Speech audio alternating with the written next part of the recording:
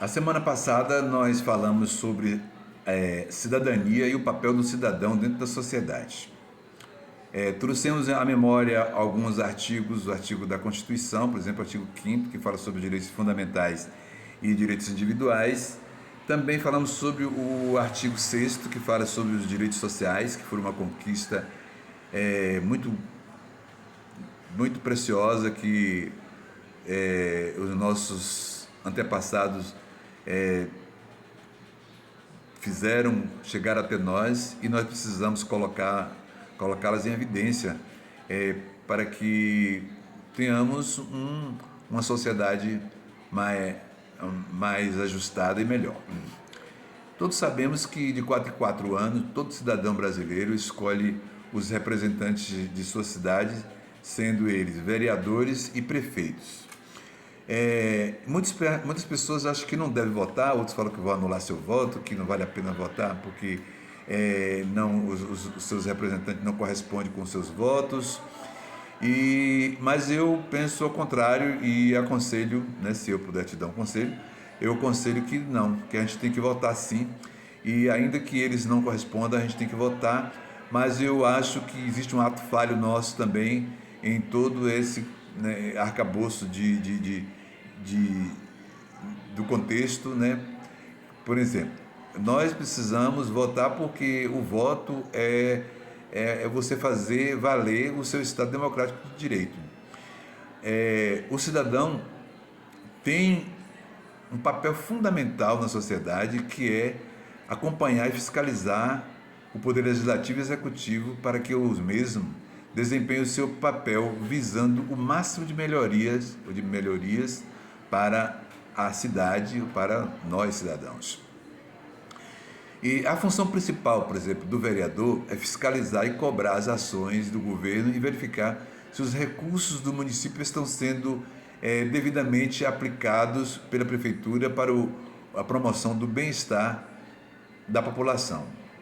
Mas nós, como cidadãos, precisamos também demandar. Nós precisamos, você no seu bairro, por exemplo, precisa levantar quais são as prioridades do seu bairro, o que necessita para tornar o seu bairro um bairro mais eficiente para a população, tornar o bairro assim, mais interessante para a você tem posto de saúde, você tem linhas de ônibus que satisfaz a necessidade dos moradores daquele local, você tem escolas funcionando no seu bairro, você tem, por exemplo, posto de saúde, já disse, e uma assistência policial que evita assim, a crescente violência no bairro.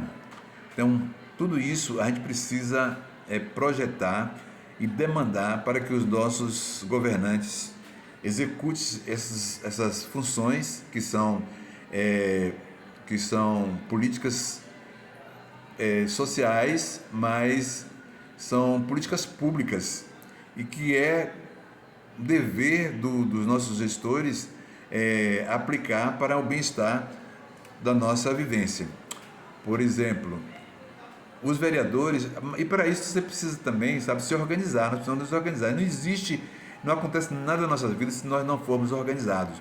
Nós precisamos nos organizar como nos bairros, com associação, se não for possível formar uma associação, formar um corpo crítico, levantar ali 4, 5, 10, 20, 30, 40 pessoas que gostam que tem deseja, que deseja ver o seu bairro melhorar, e essas pessoas vão criar as suas demandas, colocando como prioridade aquilo que é bem-estar coletivo, certo? E fazer um pré-projeto, mandar para os nossos vereadores, para que eles possam, através dessas demandas, desses pré-projetos, elaborar projetos de lei municipais para serem aprovados na Câmara de Vereadores. Isso é necessário que façamos. Já o prefeito é uma autoridade executiva na esfera municipal, sendo suas funções de administrar os interesses da cidade no conjunto, junto com a Câmara de Vereadores. Isso aí nós precisamos, junto com os nossos vereadores, também pressionar para que o prefeito atenda às necessidades locais, nossas necessidades. Mas enquanto nós ficarmos, né, criticando à distância, sem uma ação efetiva, nada pode acontecer, porque aí nós vamos depender da boa vontade dos nossos representantes para fazer aquilo que é uma necessidade nossa. Então, se é necessidade nossa, vamos nos juntar, vamos nos unir e vamos nos unirmos para cobrar, para que isso possa tornar uma realidade nos nossos dias, tá certo? Breve nós vamos falar como fazer para cobrar dos vereadores, como acompanhar o trabalho dos nossos vereadores, né? Até lá, então.